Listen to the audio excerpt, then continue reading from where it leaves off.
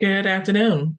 I am Leah Smiley, president of the Institute for Diversity Certification, and today I have a um, pretty interesting conversation planned for you all.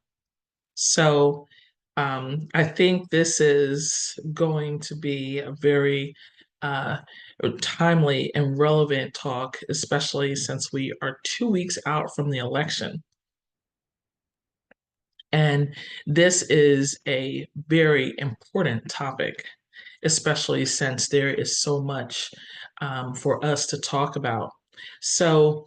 I am going to go through quite a few different things. But for the most part, I want to talk about your post election diversity, equity, and inclusion and accessibility strategy. So, um, one of the things that we have learned with all of the backlash and all of the, I'll say, turmoil since we have had this whole uh, post George Floyd backlash is that um, our opposition has been studying us. Our opposition has been studying us and studying the work that we're doing.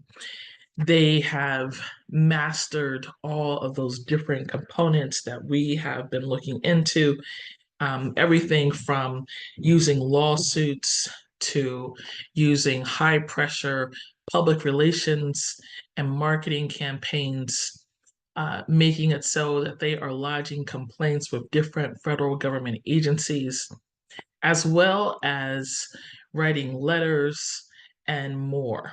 So they have engaged in a strategy that is very similar to ours after looking at years and years of our information. I took a peek at what else they're calling for.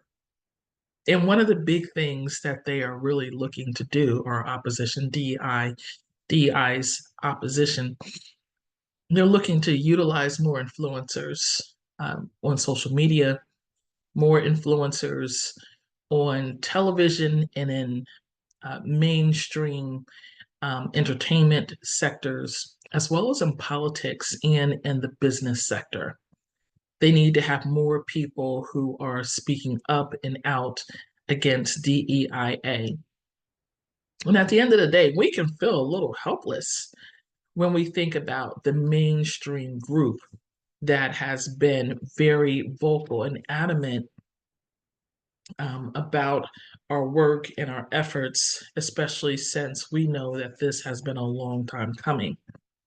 But I don't want you to despair.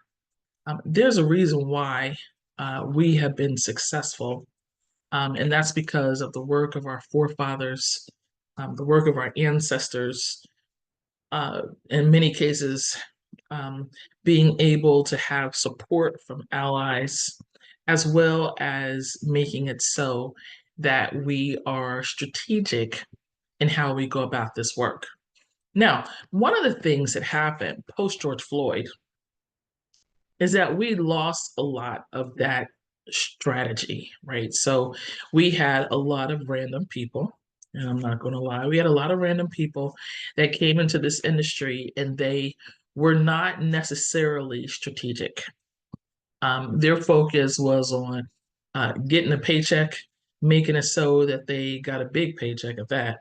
Um, in many cases, they engage in uh, conduct that is the antithesis of our motto, which is do no harm. They didn't care if they were inflicting trauma on other folks. Yeah, they just did what they did. And certainly now that we've had the backlash, a lot of those folks have jumped out of the industry. No surprise there. So those of us who were working have been working with very little support. It is just the mainstay of people who have been really focused on advancing this industry and continuing to do the work, regardless of the backlash, regardless of what other people think, and we have been committed to this work. So looking forward, um, this election can pretty much go either way. And it's important for us to get back to strategy, right? We've got to get back to strategy because we have left off from employing a strategy that moves us forward. So, with that being said, I want this whole session to focus on strategy. And to be clear about what strategy is, um, I think it would be important for me to define strategy, and especially as we're looking at business. So, DEIA is something that advances organizations. And there are a lot of people who are saying, well, why do we have to have professional experience? Because you're doing a professional job and you're going to get paid for it, right? So we need you to have professional experience in moving a strategy forward. But the strategy that we're talking about has to have several components to it, right? So it just can't be something that is made up or that is tactical that goes with the flow. We have to have a functional strategy. We have to have the enterprise wide strategy for our organization. But then we also have to have an overall strategy for the industry. So the functional strategy pertains to the work that you're doing in your organizational function. The enterprise-wide strategy pertains to the strategy that you are employing for your organization. And then the strategy that you're going to use for the industry is where you're working with other people to who are in your organization and outside of your organization to get results. So we're going to look at the strategy from a three-pronged perspective. And ultimately, these are the initiatives that we're going to take to create value for our organizations, as well as for all of the marginalized and underrepresented stakeholder groups, to ensure that we continue to move DEIA forward. Okay, so um, today we're going to talk about preparing for anything, right? And what that actually looks like. Then we're going to develop our strategy and look ahead to the future. How do we ensure that our work is going to be sustainable? And then we'll talk more about the final tips and takeaways. So, this whole idea of the election brings about a lot of different feelings. And if you can spend a few minutes sharing in the chat how you feel about this election, I would like to explore those feelings. Um, Usually, this is a time when I show my kids the emotions wheel, and I'm like, "How do you feel?" Right? So I want to know how you all are feeling about this.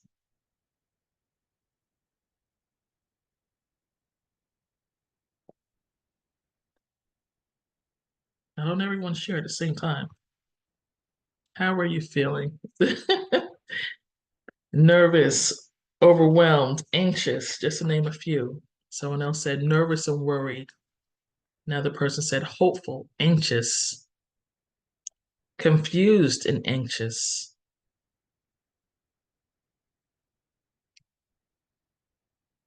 I'm seeing a trend. Worried. So there are a lot of you who are sharing that you are worried, and rightfully so, because is very, this is serious. This has to deal with our future. It has to do with our lives and our livelihoods. And certainly, um, we have to validate each other's feelings because this is it's real. This isn't This isn't a drill anymore. This is real, right? So I want you all to keep in mind that just as you are feeling worried and anxious, there are a lot of other employees in your organization who have the same feelings. They're worried, they're anxious, they are confused, they are angry, they have a variety of different feelings. They may be frustrated, uh, they may be embarrassed, scared, they may be tired of all of these different emotions, perplexed, um, upset. So these are the things that we have to be able to talk about because this is what we call trauma. What we're looking at is just something that is traumatic to a lot of people. And certainly, as we're talking about self care and mental health and all these different topics, we have to be able to have the conversations about the feelings that we have pre-election and post-election.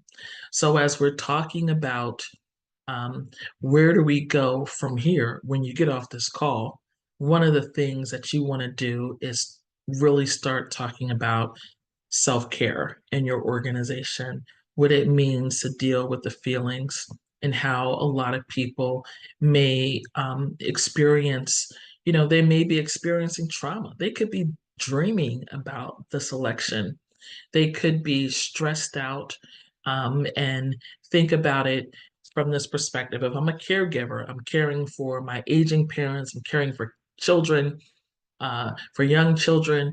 I have a spouse, I'm working, I have bills to pay, I'm seeing higher expenses. We can see how the election adds a whole nother level of stress to everything that we're doing. So we do need to talk about mental health resources and other um, tools that people can use to deal with some of these feelings and these stressors that are present. All right, so how do we overcome this nervousness? Well, one, we've been here before, right? So that doesn't make it any better. The fact that we've been here before. I understand this is what is causing a lot of trauma for us. The fact that we have been here before.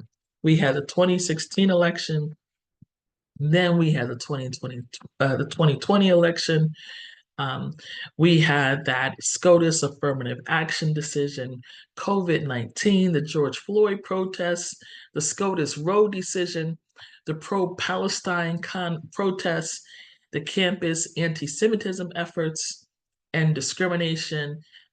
This has been um, this has been a heck of a last 2 years, right? 3 years, 4 years.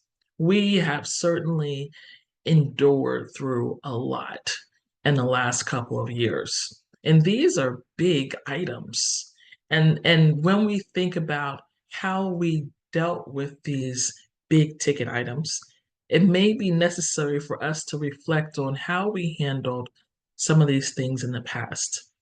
Um, the biggest thing is that we adjusted, we adapted.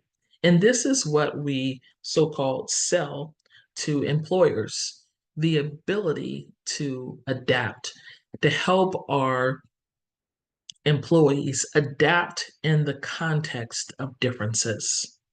So, right before COVID-19, for the Institute for Diversity Certification, we had all of our uh, candidate and designee files in a traditional filing cabinet. Everything was on paper, right?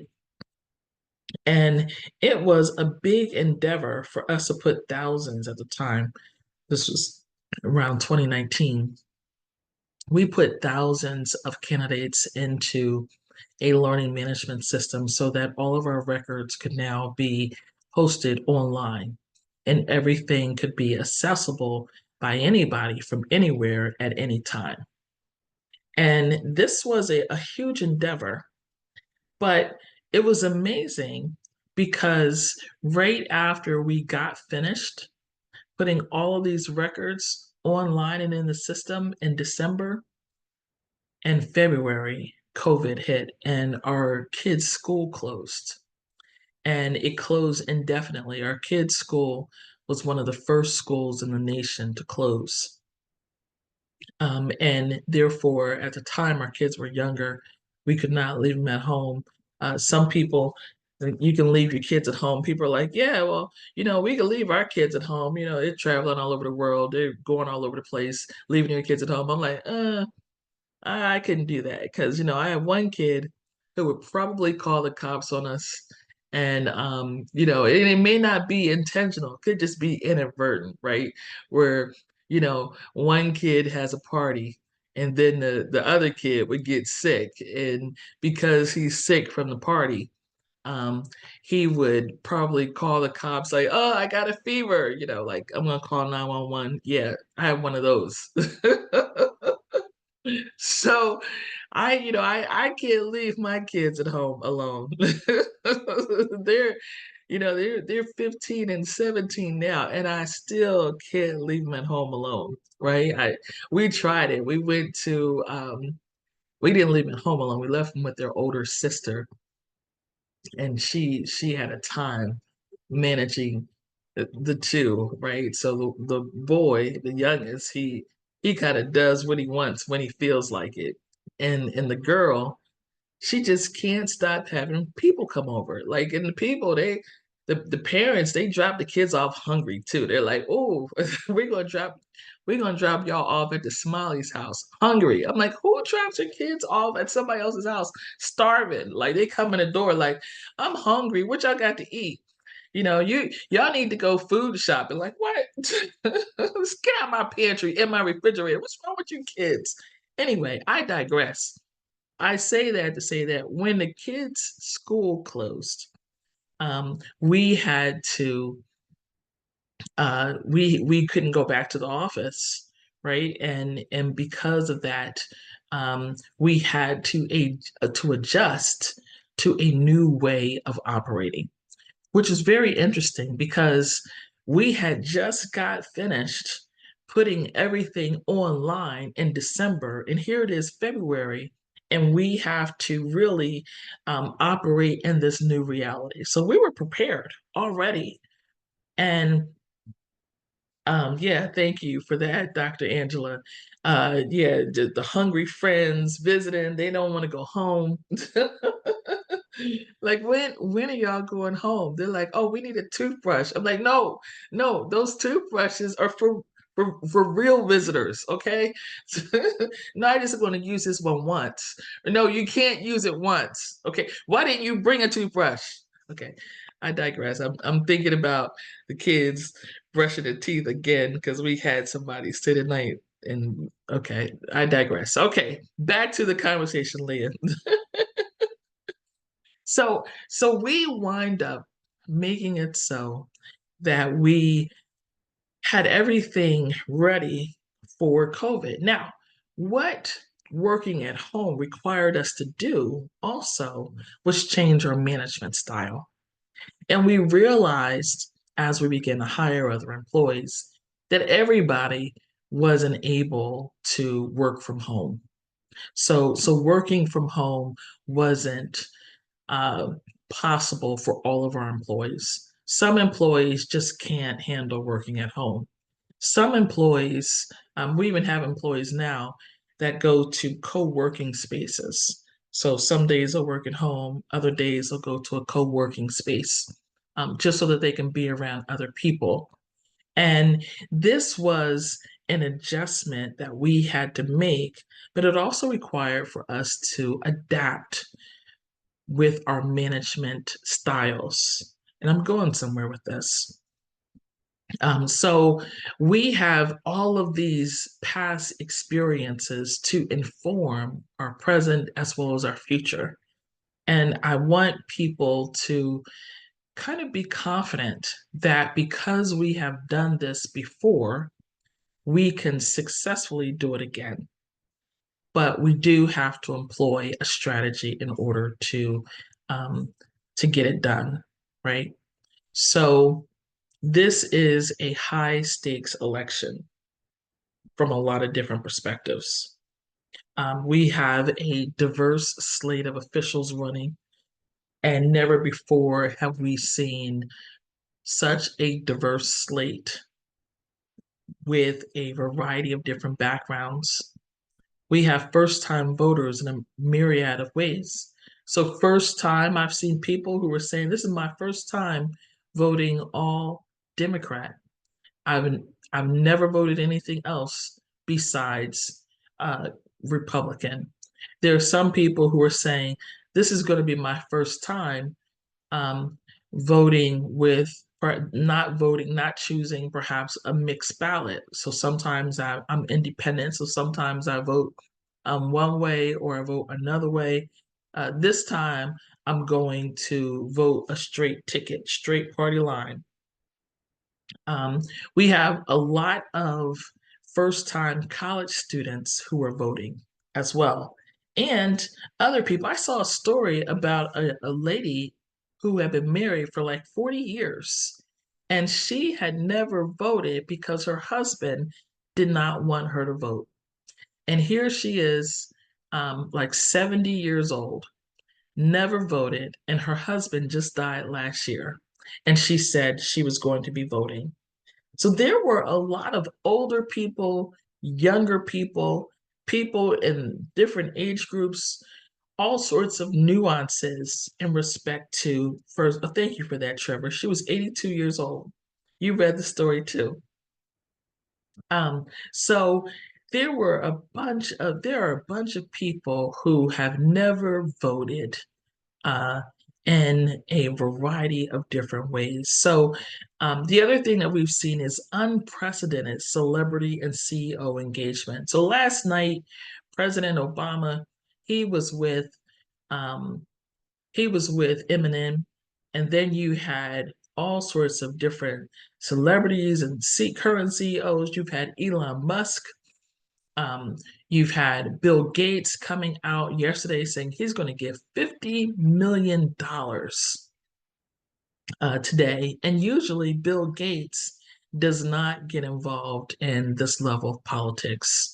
You had individuals such as uh, Mark Cuban, who has been going on tour for Kamala Harris. You've had a variety of different individuals who have been coming forward and engaging in different ways. You've also had wrestlers from WWE participating. You've had former football stars such as Antonio Brown and others who have come out and supported Trump. You've seen some unprecedented things, and you've even seen President Trump, uh, former President Donald Trump, going to McDonald's and um, doing and working at a restaurant at McDonald's. And again, we haven't really seen this level of engagement from all of these different actors, I'll say.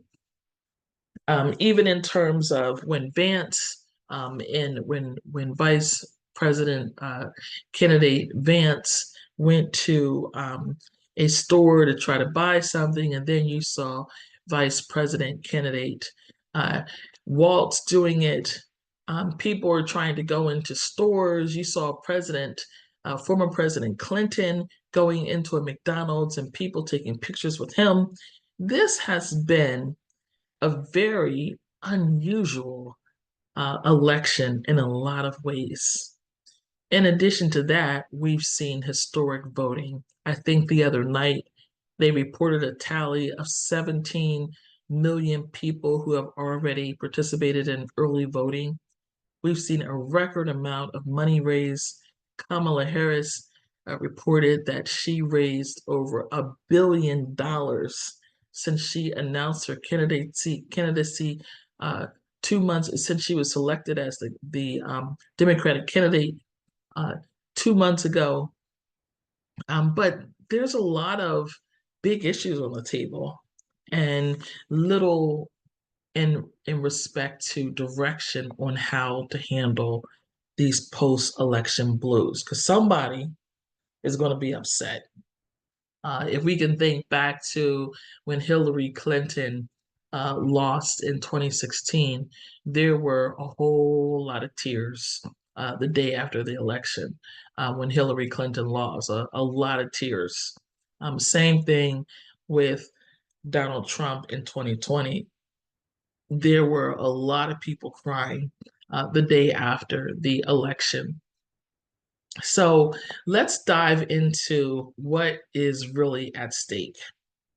Um, for those of you who haven't, and this should be Project 2025, um, for those of you who haven't uh, seen this already, we are really dealing with Project 2025. Now, um, President Trump has been trying, former President Trump has been trying to distance himself from Project 2025.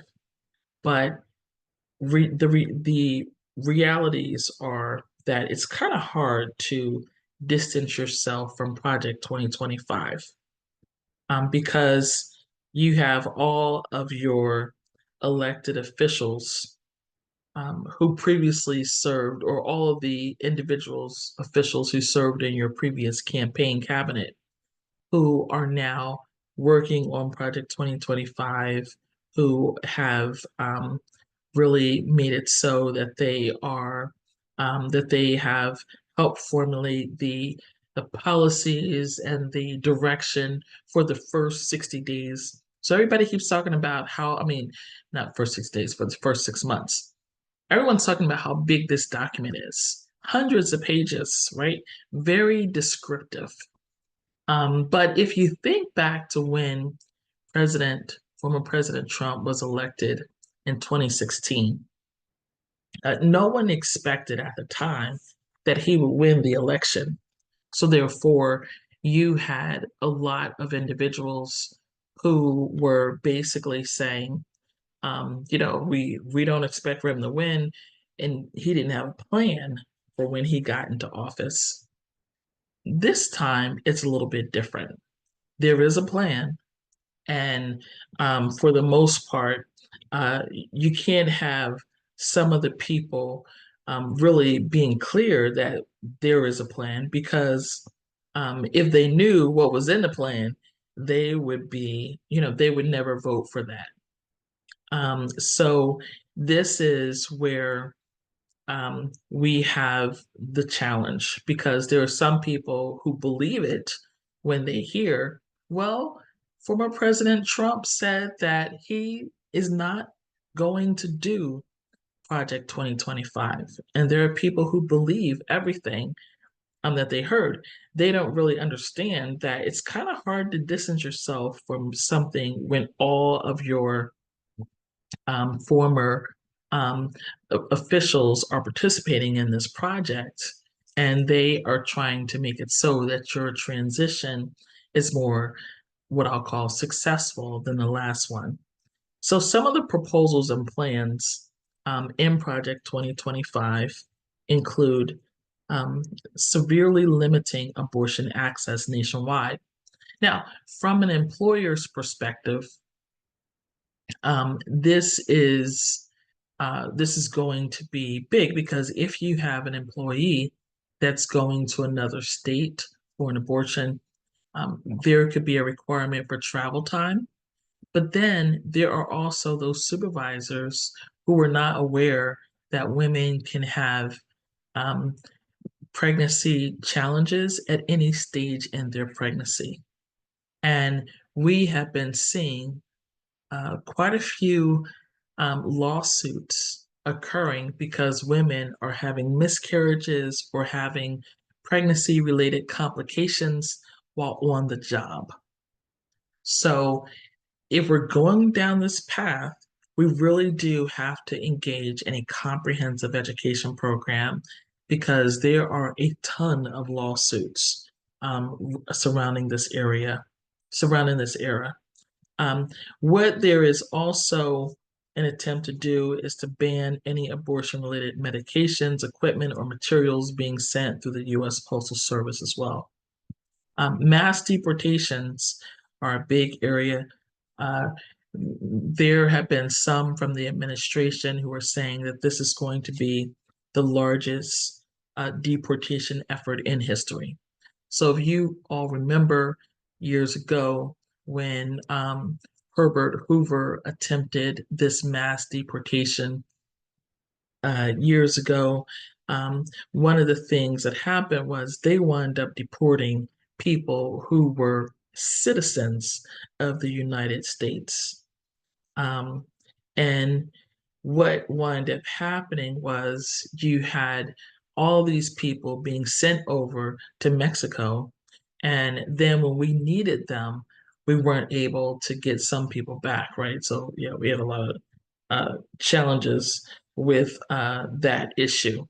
Um, but one of the big things that and that initiative was called the Mexican repatriation, which was basically a government-sponsored program that forcibly deported or expelled people of Mexican ancestry. So it wasn't based on what your current citizenship was. This is based on your ancestry, which can mean a lot of things for a lot of people. So there are people who are saying, okay, well, this is just going to impact people who are Mexican. No, no, no. This is going to affect those people from Haiti, individuals from the Caribbean, people from Asian, South Asian countries, people from China, from all sorts of different nations, people from Nigeria, from African countries. Yeah, you name it, there is going to be a mass deportation effort. So it will also end birthright citizenship and go back to the separation policies that we saw when children were kept in cages. It would also dismantle the nation's asylum system. Um, there would be warrantless surveillance. So this would be something that many of us already fear. That's why I don't have a lot of the technologies that I have that some people have, like where the government would be able to surveil different people, everyone from people who could possibly be pregnant to individuals who are talking about different topics or who are opposed to the current presidential administration. So the executive branch would have a vast and unprecedented power to basically surveil American citizens through our data. There would be um, undue force used on protesters. And again, as we've seen with um, this whole area of uh, Elon Musk, he said he was purchasing Twitter, now known as X, to allow for freedom of speech. But one of the things that we're seeing is that the freedom of speech is only okay if it talks about perhaps if you're disparaging people of color and you want to use the N word, or if you agree with what it is that I'm saying. Freedom of speech is not allowed when you disagree with me. And freedom of speech is not allowed if you're, supporting something that I don't support. So there would be severe limits to voting access, as well as censorship of critical discussions in classrooms, such as academic discussions about race, gender, systemic oppression, and there's also the promise to cut federal funding for schools with curriculum that touches on these subjects. There would also be rollbacks to trans rights and LGBTQ rights. So some of you may remember the advances that we've had um, in recent years where LGBTQ plus inclusion has been included with gender um, gender initiatives um, that are protected under the US EOC.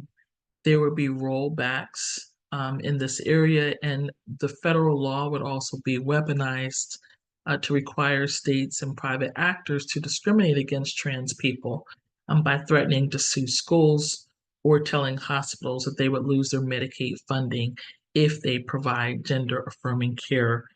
Uh, there's also all sorts of other risks that are associated with this.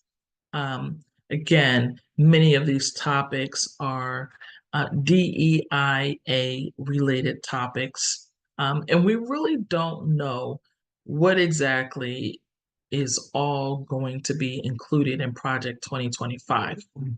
Um, I'm not as worried about Trump as I am concerned about the people who are around him. So I'm not really concerned about Trump as I am worried about the people who are around him.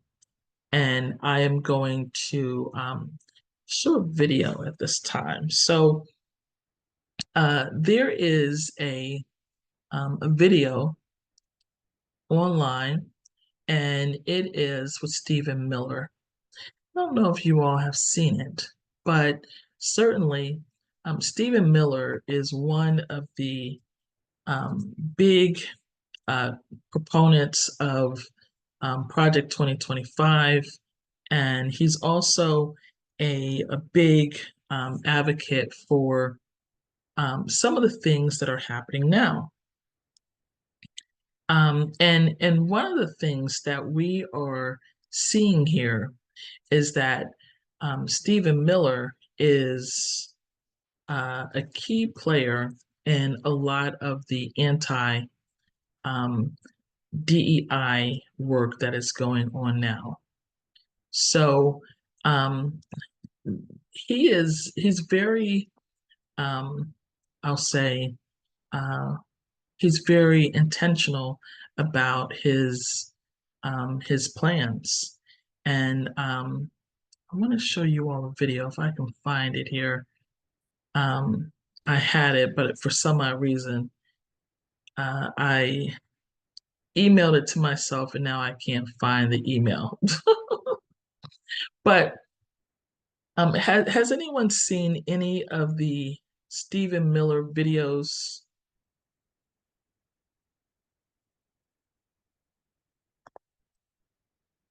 Yes, no. Okay, here we go. Um, Here we go. All right, so this is going to be, I'm going to share my screen for a second.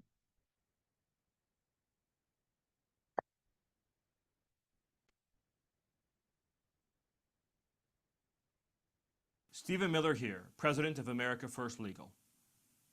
Joe Biden and the radical left are destroying our country, but we are fighting back in federal court. Here in my hands are the Biden Burisma emails. We sue the National Archives and we expose corruption at the highest levels of government. Here is our lawsuit against the Department of Homeland Security to shut down their crazy open borders regime. Here is our lawsuit against the Department of Justice and the National Archives for concealing the documents that expose the Russian collusion lie that were declassified and that properly belong to the American people. Here's our lawsuit against the FDA to uncover how they are pushing puberty blockers and chemical castration drugs on our precious children. And I could go on and on and on. Where there is injustice, we step in. Where Biden comes after your family, we go to court to stop him. Where the radical left tries to crush our freedoms, we stand up and we say no and we sue them. And we're going to keep on suing them. One lawsuit after another, one investigation after another, one legal action after another until we win. But to achieve this mission, we need your help. We cannot do it alone. Please click here to learn how we are fighting for you. Please make a donation right now.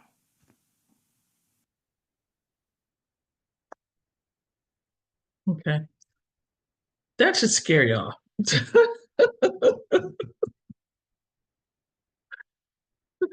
I'm just being real. Did you all see how he was slamming those papers down on that thing? Yeah, he did sound angry. And you know what? He just did that. This was a recent video. He just did this video, right? Yeah, he should scare us. I'm going somewhere because we have to understand like we're not up against like just regular normal people. Yeah, this guy, he was angry. He was slamming those papers down. He was he was acting like he was in a real debate, and that's not the first video that I've seen of him. There was one video where a Latino man was asking him questions about something, and he was basically just saying all sorts of off the wall stuff. And he got angry, started sweating, and it was serious. And I was like, oh my gosh, this guy, he's on a whole nother level. So the biggest point that I want you to take away is even if Donald Trump loses, you still have the Stephen Millers of the world who are going to be bringing lawsuits. He just said he's not going to stop, right? So um, we have to develop a strategy for dealing with that because these folks they have no intention of stopping. And I'm going to talk about this. Oh my goodness, look at the time. Yeah, it's just so much to unpack here.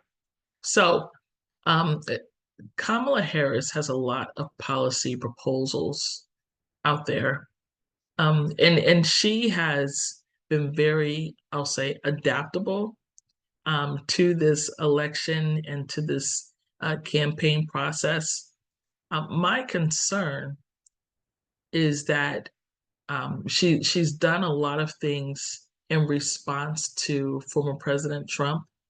And my concern is that she'll make a lot of promises that she can't keep, and people will wind up turning against her.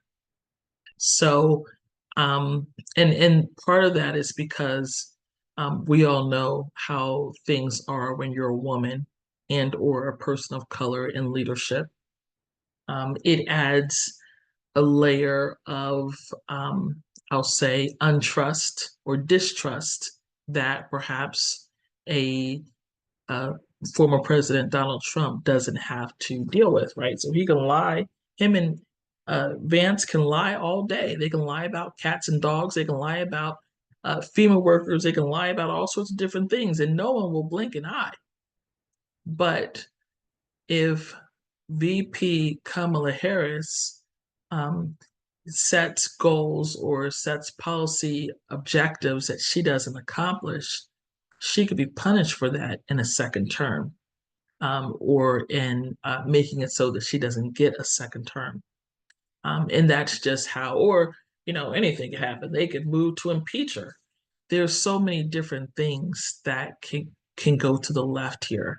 And that is the scary part for me because it's the work is not going to be done, and we are in the clear if uh, VP Harris and candidate Waltz, VP candidate Waltz, if they win, we won't be in the clear, right? Because we just saw how angry Stephen Miller was, and there's also some of the other former Trump administration officials, such as Steve Bannon, who were currently serving prison terms, that are saying, hey, we need to do whatever it takes for this election by any means necessary. This is war, and they are getting people stoked up. You have people like Elon Musk, who has millions of followers on X, who are telling people, um, this is war. This could be civil war, and you see people who are engaging in this conduct, such as training with weapons and doing all sorts of different things, uh, certainly for all intents and purposes, this election is not done yet, right? We still have the issue of Jill Stein. We had Dr. Cornel West, who suspended his candidacy so that it wouldn't hurt VP Harris. But Jill Stein, remember, she played a big role in making it so that Hillary Clinton did not win the election in 2016. There could be more Russian election interference, and there could also be a backlash that is as severe as the backlash that we had with President Obama. So, how do we mitigate all of these potential concerns? We have to have two components of our strategy. Number one, we have to have allies and support the allies. One of the things that we did after um, George Floyd died, that was kind of uh, reprehensible to me, was that the DEI industry began to turn against our allies. And certainly in many cases it was warranted, but in other cases it was unwarranted. There was no reason why we should have been turning against our allies. Yes, we could have done more education for our allies, and definitely provided more training for our allies, but certainly we have a responsibility to support our allies, and we want to support them by any means necessary, right? And also being aware of when we're stereotyping. So a guy told a story online. He was a college student.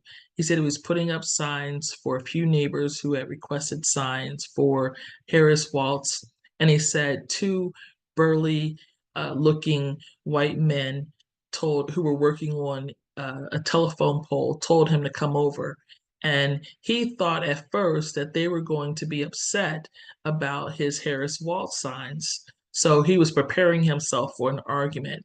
But he said that they asked him for additional signs. Like they said, "Hey, do you have any extra signs?"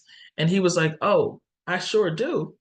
But he said he was totally surprised, and he had expected, because he looked at these guys and said, okay, they're white, they have beards, they look a little burly, they must be Trump supporters.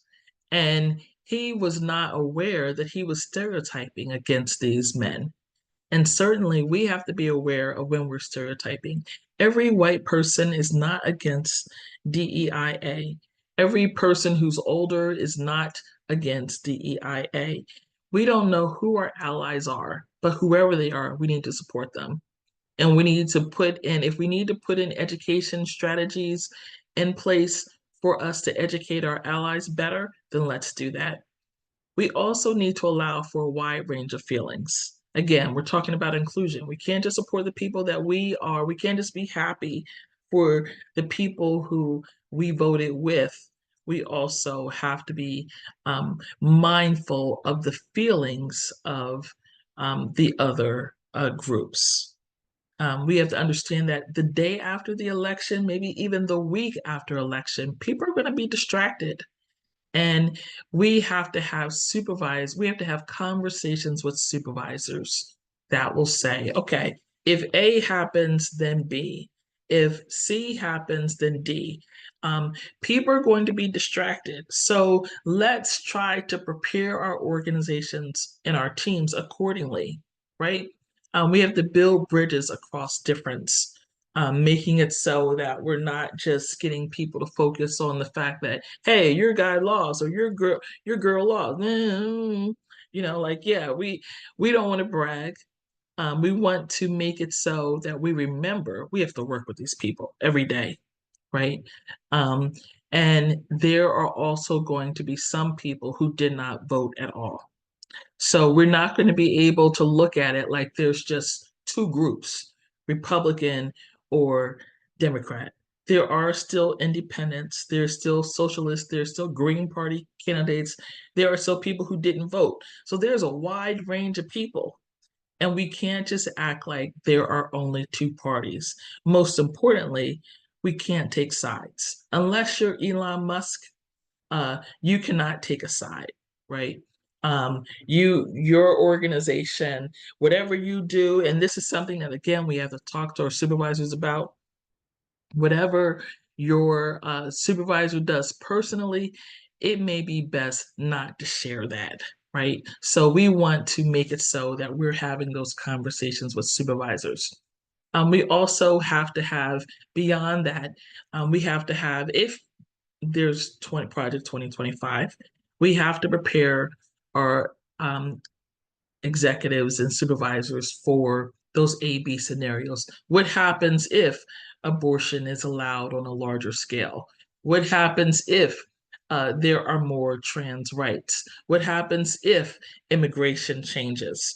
On the other side, if Project 2025 gets implemented, what happens if there is a crackdown from the government and there's a raid and half of our workers get taken away? What happens if someone is pregnant on the job and winds up going through complications? What happens if we have all these different scenarios? We're also going to have to expand our DEIA work regardless of which party wins, we have to make a conscious effort to expand our work, start talking more about psychological safety, self care, mental health, making it so that we're dealing with algorithmic bias, that we're getting into all these different areas. And we have to support efforts to, we want you all to support efforts, our efforts to professionalize the DEIA role. Some final takeaways, so I know my time went by so fast, include seeking internal feedback and leadership engagement. Don't wait until after the election.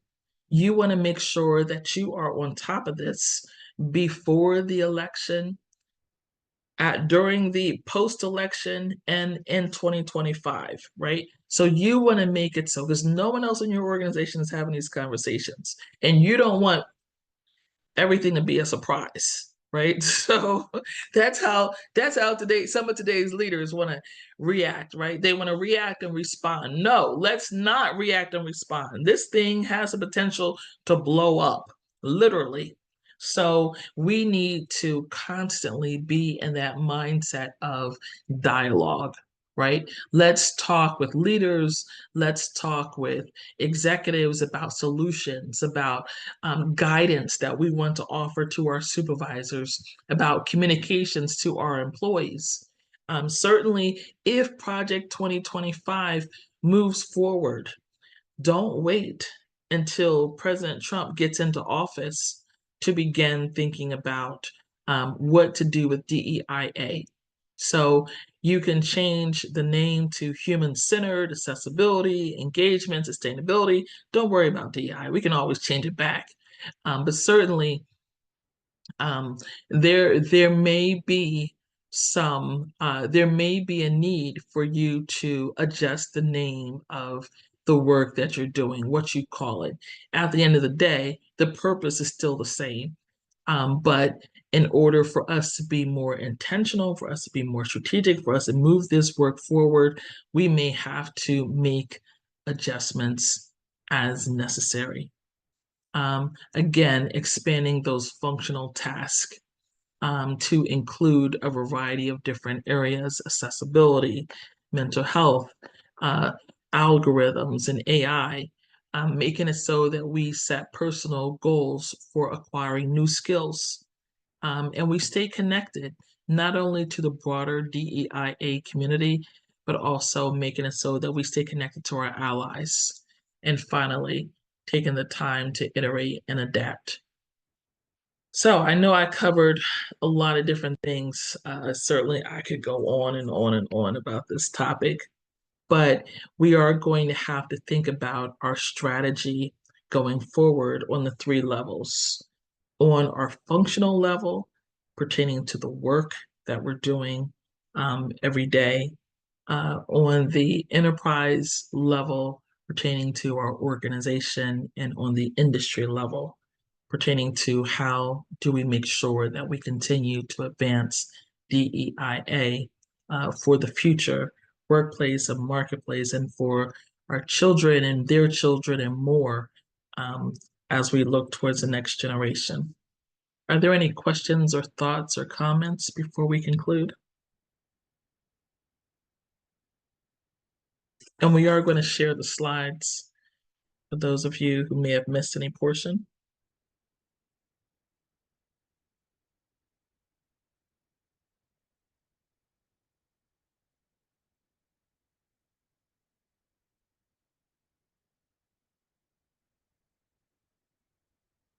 The biggest takeaway that I want you all to have is to make sure that you are engaging in conversations now, that you're thinking about solutions now, that you're um, planning now.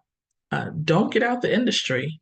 Um, there is a potential if Kamala Harris wins, diversity, equity, and inclusion work could blow up, right?